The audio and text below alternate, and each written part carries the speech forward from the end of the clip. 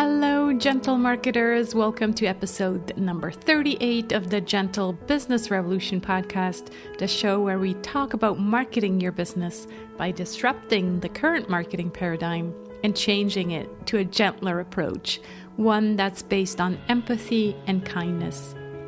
I'm Sarah Croce. I'm the host on this show, and you know that you're in the right place if you are a heart-centered entrepreneur or change maker who is looking for a better way to market your business.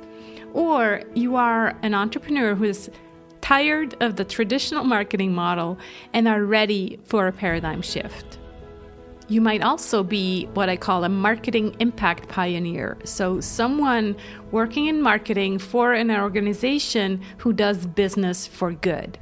And this episode especially is addressing you, the marketing impact pioneer, because we're talking about B corporations. So more about that in a minute. Real quick before we begin though, if you're new to this show, a huge big welcome. I'm so happy that you're here. I structured this podcast and the conversations around the 7 P's of the Gentle Marketing Mandala. And today's episode, for example, fits under the P of product. The other P's are passion, personal power, people, pricing, promotion, and partnership. So seeing my one-page Gentle Marketing plan with the 7 email prompts might help you understand a bit better what we're talking about here on this show. If you're curious and intrigued, you can get your one-page marketing plan at sarahsanacroce.com/one page. That's the number 1 and then page. So let me tell you a bit more about today's guest, Sophie Conchon. Since 2007, Sophie is an expert in helping companies become certified B Corps and the first B leader trained by B Lab Switzerland.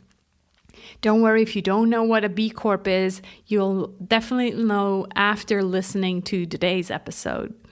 Besides her sustainability work, Sophie's also a graphic facilitator and founder of the company Sketch for Good. She'll tell us all about it in this episode. Sophie lives in Lausanne, and we had actually the privilege to hang out several times already and exchange ideas over coffee in real life. So that's always I call it a privilege. I mean, it's all good to connect via Zoom, but when you get to meet someone in person, it is still a huge privilege, right? So here are some of the topics that we cover in today's episode. We define what a B Corp or a B Corporation is. We also talk about what makes a B Corp different from other companies. Sophie is going to explain the B Corp label and its certifications and the 5 pillars that make up this certification. We talk about the 17 sustainable development goals that are laid forth by the United Nations. And then we go over some B Corp examples, and I also ask Sophie at the end how she sees the future of organizations in general, but mainly the future of B Corps. I really think it's a fascinating conversation, and I'm so excited to share it with you. So here we are. Hi, Sophie. So good to talk to you. Hi, Sarah. Nice to be with you today. Yes, we had a nice chat offline, and we're recording this during the Corona crisis, and it was nice to chat with you a little bit since, we're in the same city, which doesn't often happen with my guests. So it's nice to talk to you.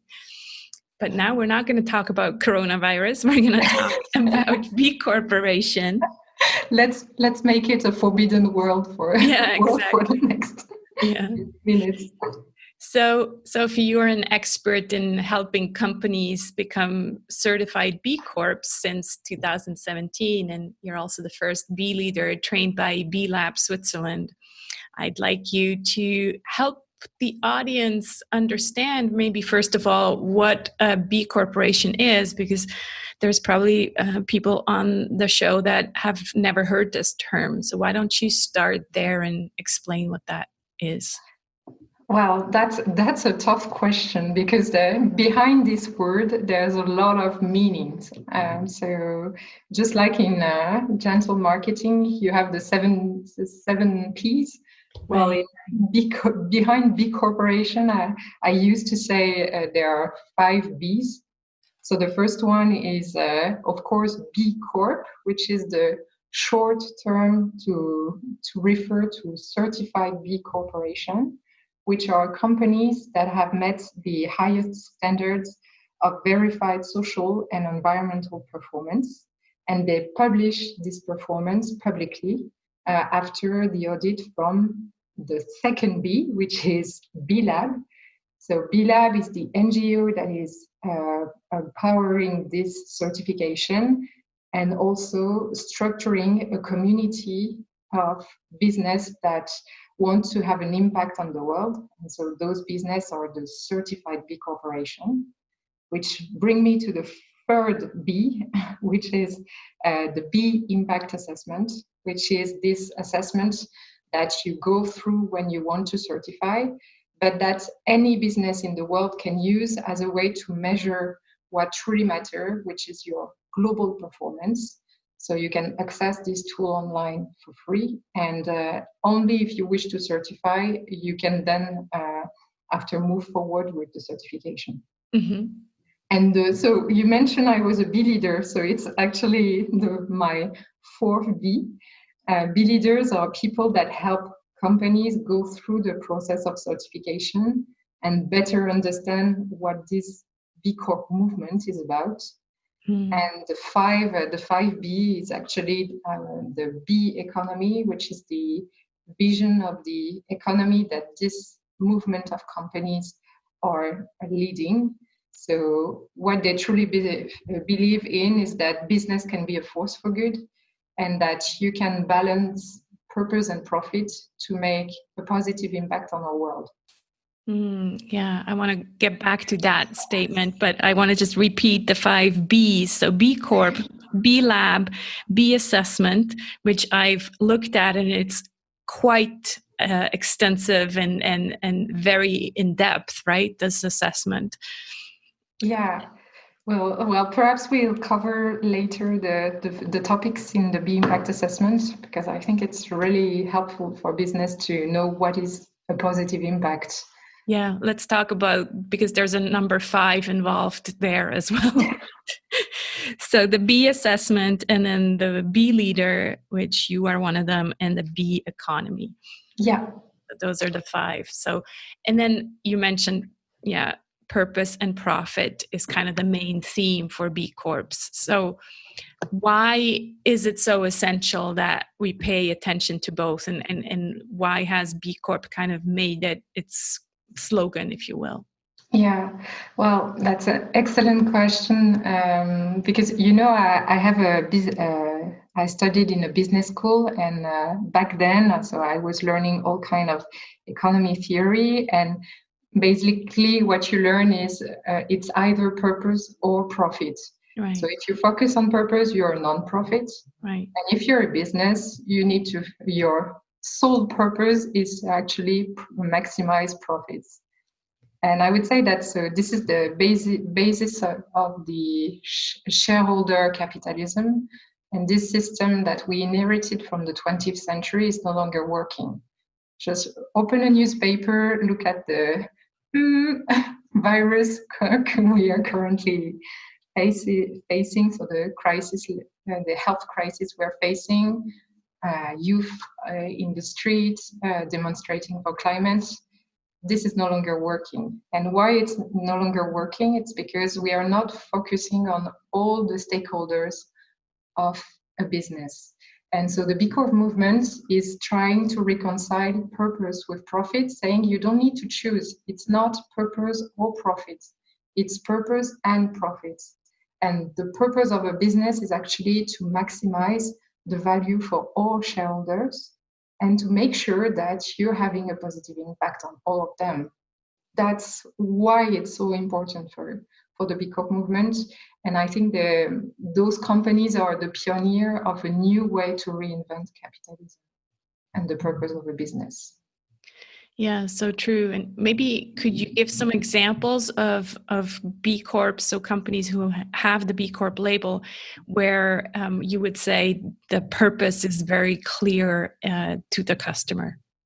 Well, one company that I found really inspiring, and they're among the top scorer in the B impact assessment, so they have one of the highest score in the world, is Patagonia. And actually, Patagonia was founded by Yvon Chouinard, who was really passionate about mountain climbing.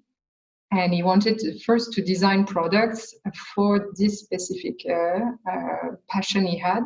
And then the business of Patagonia shifted to all kind of outdoors equipment and apparel.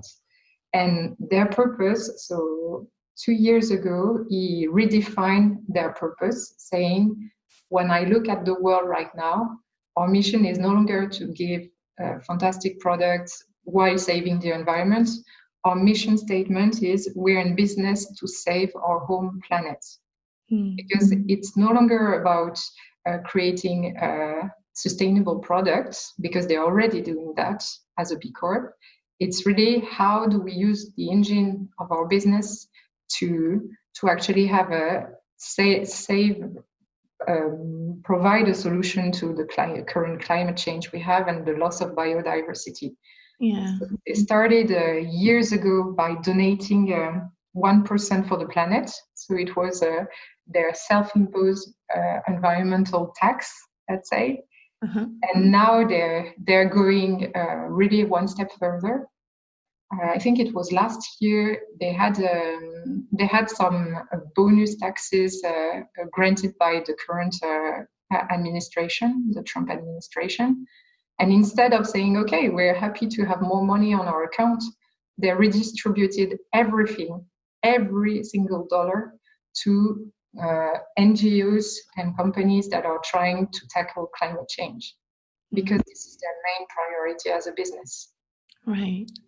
Yeah, it's a beautiful example, and it's so interesting to me how you said that the founder was passionate about mountain climbing, because in the 7 P's of gentle marketing, we also start with the word passion, right? And as a solopreneur or as an entrepreneur, often people are a bit overwhelmed when you ask them, what's your purpose? Well, often the purpose does start with the passion, and in our case, it's our own passion.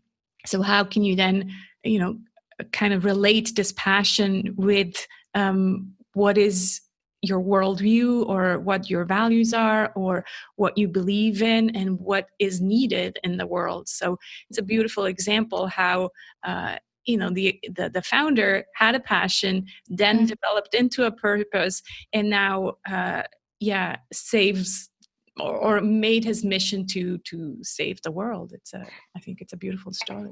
And you know that in the B Corp movement, the anthem is "Be the change you want to see in the world." So it's usually you find very often the hashtag "Be the change" next to a B Corp post. It's because people really relate to that. And if I take the example of Patagonia, it's no longer just Yvon Chouinard. I've met lots of people that work for Patagonia, and they all have the same spirit. They're all connected to this purpose that this mission statement he coined. And when he coined it, actually, he turned to his employee and he said, okay, now let's find some solutions together. So it's really a good example also of what a powerful purpose can be. Exactly, yeah. When you and I met a few weeks ago at a coffee here in Lausanne, you introduced me to the concept of the 5 pillars of the B certification. So another number 5. So let's walk through those 5 different pillars. Well, there's 5 impact areas on which you're assessed, and you can evaluate your impact, and they are based on all the stakeholders of your company. So the first one is really, I would say, the most fundamental, which is the governance. So what are the rules of your company? How do you measure and report your impact to your shareholders, who are actually, sometimes it's you as the founder, you're also the main shareholder, but sometimes you also have investors. So how do you communicate on this impact? What practice you have put in place regarding your ethics? Mm-hmm. Second pillar is about employees. How do you treat them? How do you make sure that they have equal pay? How do you make sure that they have equal opportunities, no matter their origin, their gender, their age? And how do you make sure of their security, safety, and also their well-being? So all kinds of questions related to that. The third pillar is about community. So community, it's about first your suppliers. How do you select them and how do you treat them? And the second part is really about your local footprint and how you relate to your local community. Are you supporting local charities, for instance? How do you do that? The fourth pillar is about environment. So it's really about the impact, the environmental impact of both your offices, but also your products. And the fifth pillar is your clients. So how do you monitor your relationship with your clients? And also what impact your product or your services may have on specific populations, so underprivileged populations, or depending on your line of business, are you addressing certain kinds of clients that won't be served in a normal business, let's say, world? Yeah. I in gentle marketing, we talk about our ideal clients and our people. I define the conscious client today as someone who is smarter, someone who wants to be heard and seen, someone who wants to be served, not sold to, and someone who wants to do good. So this doing good has really become more important nowadays. And that's where the B Corp, I think, they really understand that this is what today's client wants. They don't just want the cheapest product anymore. If you think of the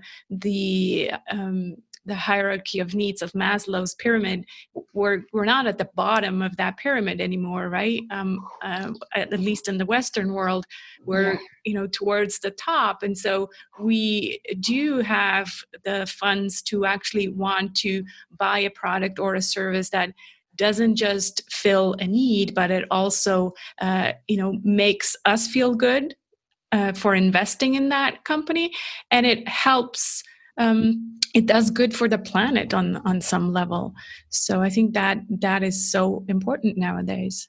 Yeah, and I totally agree with you, and especially among millennials, it's not only about what they buy, but it's also about the company they want to work with. Yeah. What I used to work in HR in big corporations, and I've seen the change around 2015. I had my HR colleague coming to me saying, "Hey, in recruitment, young graduated, they always ask about our CSR policy, and they always say, wow, it's really great what you're doing, and it makes me want to join the company." So it's not just about, for me, about making sure you will sell products to what consumer now expect. It's also, as an employer, if you actually want to attract the best talents, you need to consider your impact, the way you treat your employees, and also your impact on the planet, because they are asking the questions.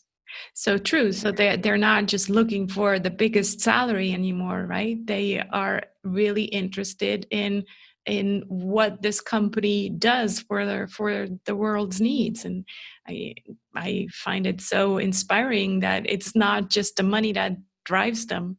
So that's, again, purpose and profit. So it's not just the individual profit or the salary that matters, but it's also the fulfillment in a way, right? Am I doing work that has a purpose and that fulfills me personally?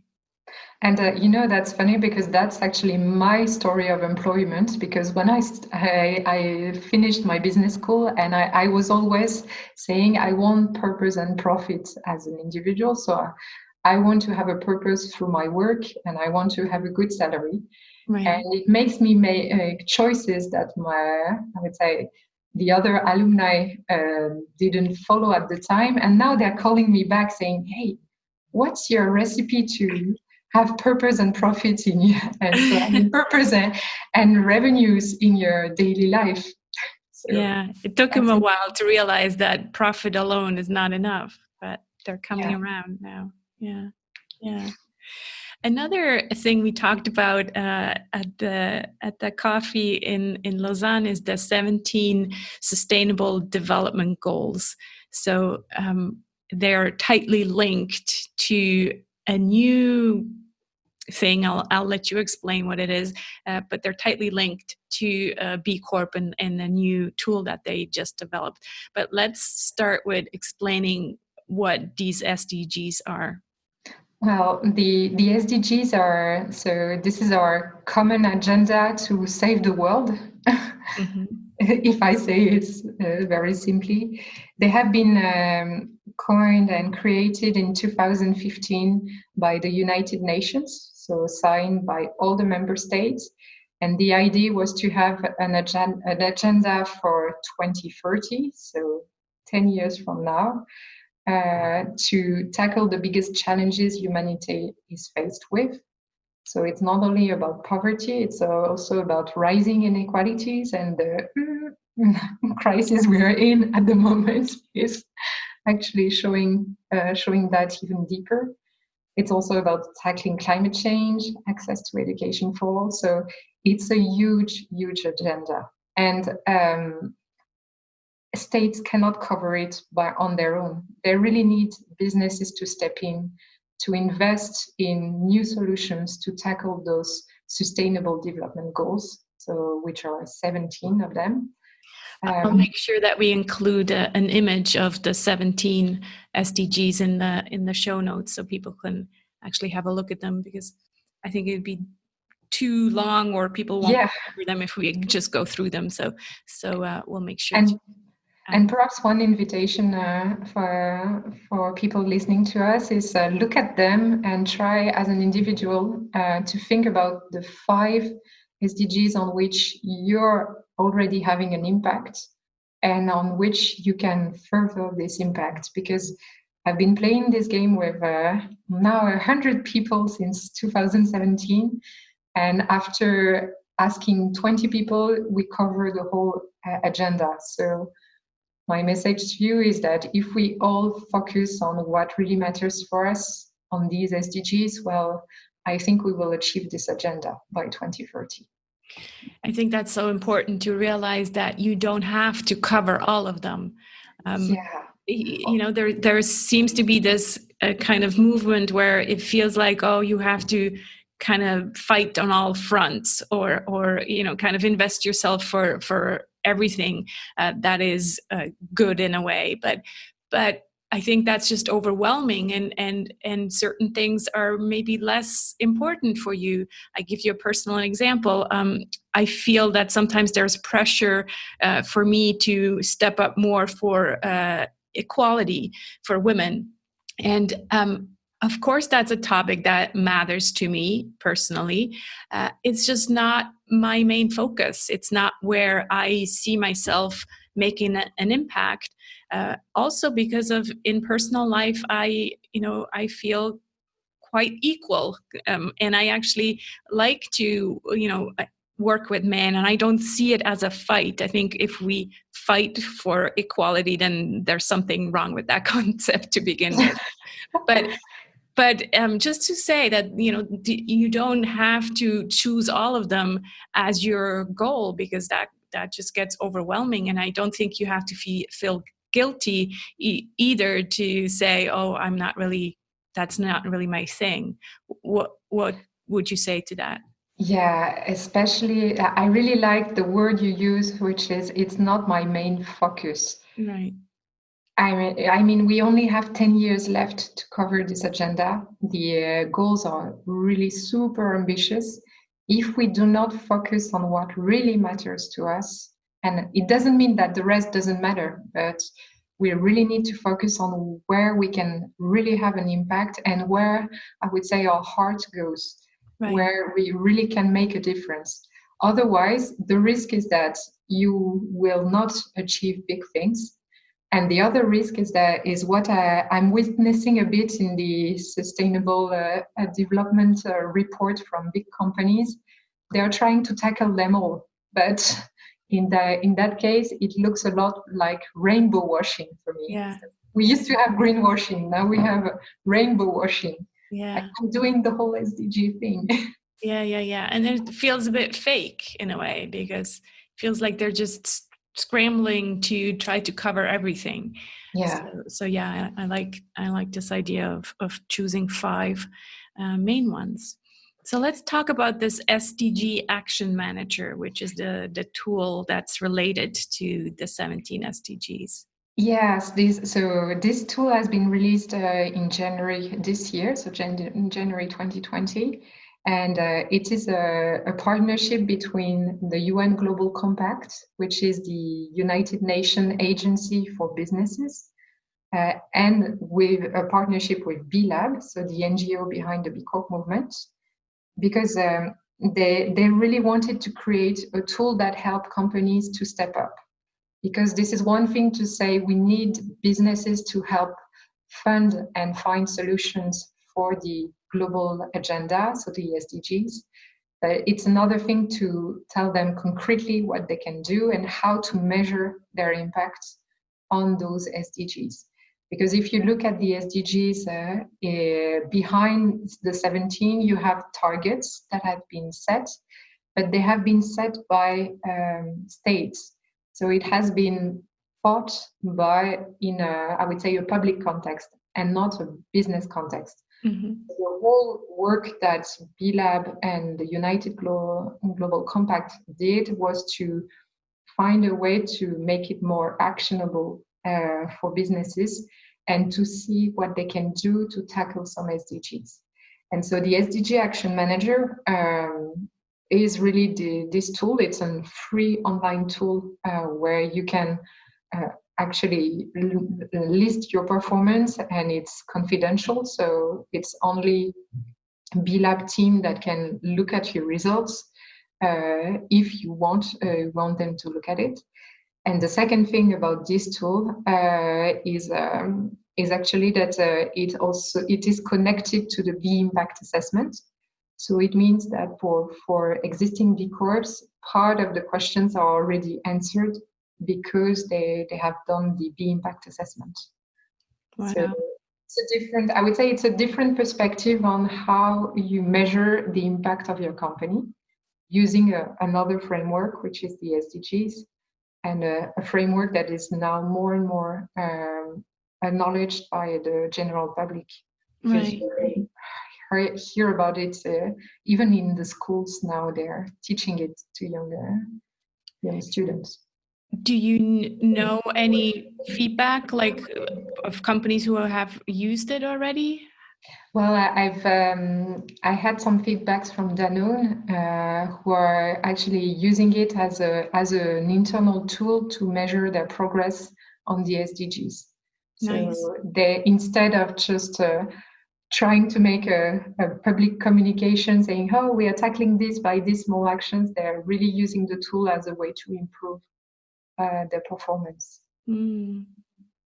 Yeah, it's wonderful because it's true. Like if we just have the goals, but don't give people the tools to actually measure that impact, then it kind of feels a bit overwhelming, and companies probably think, well, how are we going to even track any of this? So I'm sure it's very helpful to have this action manager in place. Yeah, and in both tools, what I've seen is for once the power of the number, because you get a score. And I think it's something in our brain, our human brain. Once you have a score, you want to improve it. And so you enter in a kind of game, which is to say, okay, where can I have more points? And then it's, I would say, a good competition, or a good way to use the competition trigger in our brain. In a way, it's using the right brain, which is kind of the untangible results. The impact sometimes is, feels like, how am I going to impact or how am I going to measure the impact on peace? Right? That feels untangible. But once you have a tool in place that kind of talks to the left brain and says, no, here's your number, and now, improve on that. I like it. Yeah. Definitely. So you help organizations that go through the certification process, which again, I've looked at it and it's quite challenging. So which are the areas where you see the most need for handholding or the most adjusting of habits with your clients? Well, in the B impact assessment, it really, I would say, depends on your industry, because the questionnaire is designed according to your industry. So the 5 areas that I mentioned before, they don't have the same number of points if you are a manufacturing products or if you're a service company. So if I just take this example, for when you're a manufacturing company, I would say that the most challenging parts are really related to your environmental footprint of your products. And when I said that, it's from the creation of the product to its end. So the whole cycle of the products. Then there's also the working conditions in your plants and your suppliers as well. Who are your suppliers? Where are they based? How do you select them? Whereas if you're a service company, the challenges are more related to your workers, because this is what makes the value of your company and your services. So it's more questions about diversity, equal opportunities. And if you're a service company with a lot of, I would say, internet activities, your challenge will be related to green IT. So where are your data hosted? What kind of service you're using? That I know the emails is now people start realizing the impact of it. And one last thing is I've noticed that there's really a difference between, I would say, existing business and newcomers or startups. The most challenging questions for existing business, especially if they've been running for decades, is what is your company mission and what is the impact you seek to have on the world? What I see with startups now and newcomers on the market is that they differentiate by having a purpose for their business and really focus on what is the positive impact they want to have. Whereas existing business, you tend to be in the business as usual, and you're not questioning, okay, but what's the why? Yeah. Why are we here? Yeah. Yeah, that is so interesting. In the book that I'm writing, right, about gentle marketing, the first part of the book is kind of this, it's called the rumble. So rumble with your story, rumble with your passion, really going into why you started this business. And like you said, the startups, that's how they start. They have a purpose, or they see a need for business for good. But companies that have established themselves years ago, they just wanted to make money. Let's just say it, right? So it's really about maybe going back to your origin story and figuring out, well, really, when it comes down to it, you started this business maybe out of a passion, and that now is translated into a purpose. So it's interesting how there's a difference between established companies and newer companies. I guess startups are often also started by millennials, and so they just kind of have it in their blood, right? Also, I would say the governance part for them, what is challenging is more to think about the right structure. Mm-hmm. Whereas for an existing business, the most challenging question is, what is your mission statement? Mm-hmm. And how does it impact the world? Right. Yeah. And Yeah. this is the place where you actually realize whether the mission statement is pure, I would say, marketing or mission washing, and the part where it's actually a real purpose. Yeah. Mm. How do you see the next 10 years of B Corp develop? Wow, that's a tough question in the unknown context we're in. But perhaps one quote from the last B Corp summit that was in Amsterdam is by John Elkington. So he's a British economist, and he said that we're entering an exponential decade. So exponential decade, it means that we're going to face transformation and innovation that are going to radically change the world.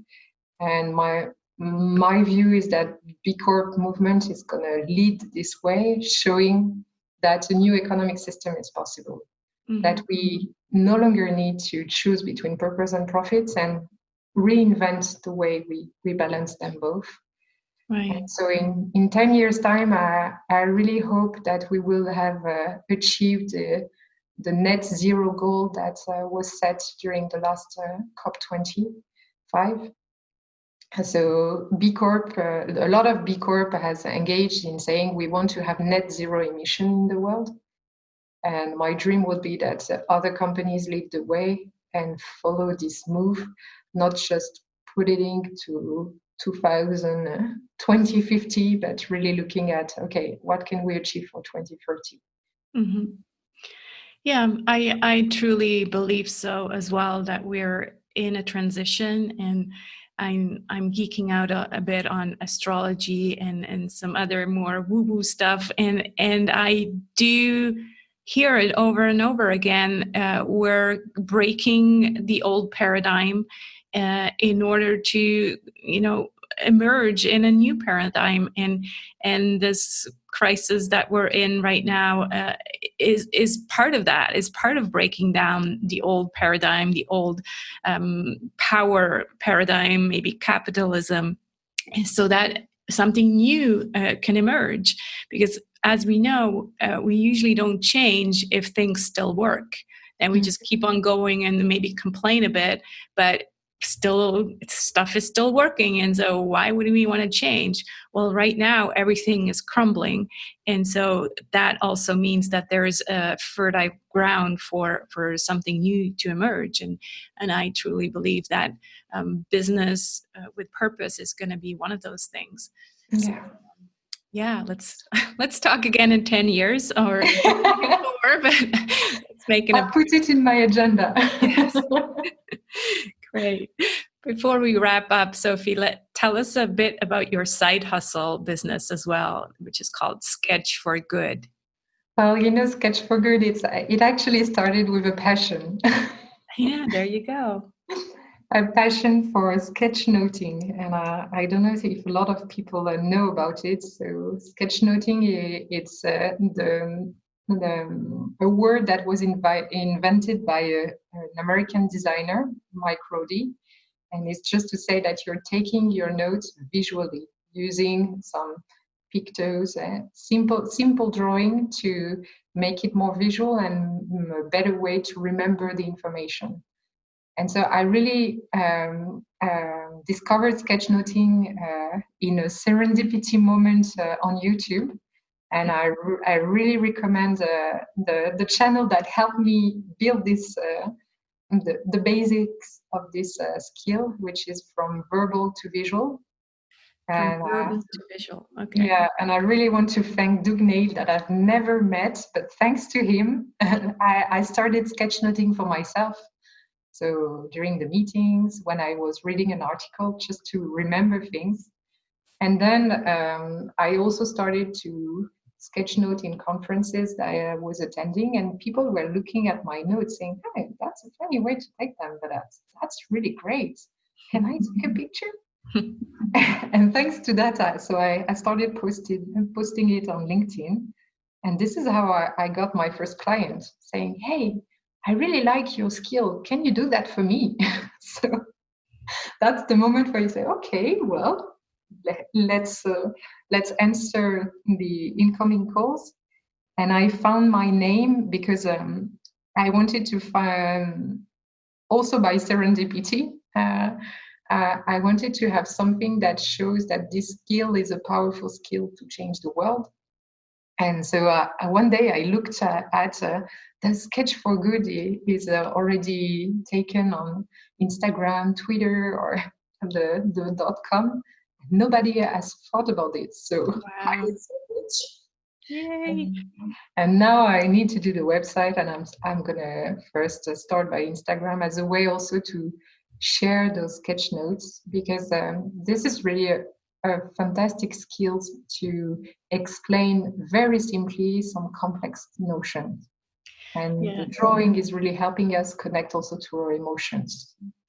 Maybe you could make a sketch of our conversation and we'll include it in the show notes. That'd be awesome. If you... Well, I take the challenge. All right, wonderful. We'll make sure to include it in the show notes. Yay! Yeah, you really have a skill. Every time we meet, we're just talking at having coffee, and meanwhile you're like drawing and our ideas, and then it's like, oh wow, look at that, we have this beautiful picture or visual of our conversation. So, and not only does it help me really remember, because I deeply connect with the people thanks to drawing, but also I think that now the conversation I have are more meaningful, and I think we both understand each other better when we put it on paper. But with this, I would say a more easy way than just writing words like a contract or notes. Feels more playful. Yeah, totally. Yeah, that's great. Well, this has been a wonderful conversation. Thanks so much for taking the time. Please do tell people where they can find you and learn more about you. Well, the main entrance is LinkedIn, because I have a lot of activities. So this is the most up-to-date part where you can find all my activities and things I'm doing. And for Sketch for Good, you just need to follow me on Instagram if you want to see my work. And so it's Sketch for, like the number, good on Instagram. Wonderful. Thanks so much for taking the time. I had a blast, and I also learned a lot. So that's great. Thanks. Well, that was a fantastic conversation, and I really enjoy also learning more on the gentle marketing approach. Thanks to you. Thank you. Thanks, Sophie. Thank you so much for listening. Please do check out the show notes for this episode at sarahsanacroce.com/GBR38. Make sure to check it out, because you get to see the sketch that Sophie made for us based on our conversation. I look forward to more conversations such as this one with B Corporation labeled organizations. I think they make great gentle marketers. So if you are a B Corp leader listening to this and would like to share your story related to any of the P's of the gentle marketing mandala, please do reach out. I'd love to feature you on the show. And if you share my worldview, I'd love to hang out with you in the Gentle Business Circle. It is a safe zone to hang out with other gentle marketers and help each other build our business and grow our impact. When you join the circle, you get one live monthly circle Q&A call with me and other fellow gentle marketers. And if you can't make it live, you can always submit your questions in advance. You also get a monthly newsletter, and the replays obviously will also be posted in a private platform. As a bonus, you also get access to my new course, Authentic and Fair Pricing. That's a mini course that I just recently added to my Kajabi. So if you're interested in any of this, these calls take place once per month, every second Wednesday of the month. And I'm hoping to get a group together to start this in June. There are different levels of support starting at $7 per month, and you can find out all the details at sarahsanacroce.com/circle. I hope you'll join me on this journey to a kinder marketing paradigm. Please invite your friends to join us by sharing this episode or the Gentle Business Manifesto with them. Both can be found at thegentlebusinessrevolution.com. Let's be the change we want to see in the world. Talk to you soon.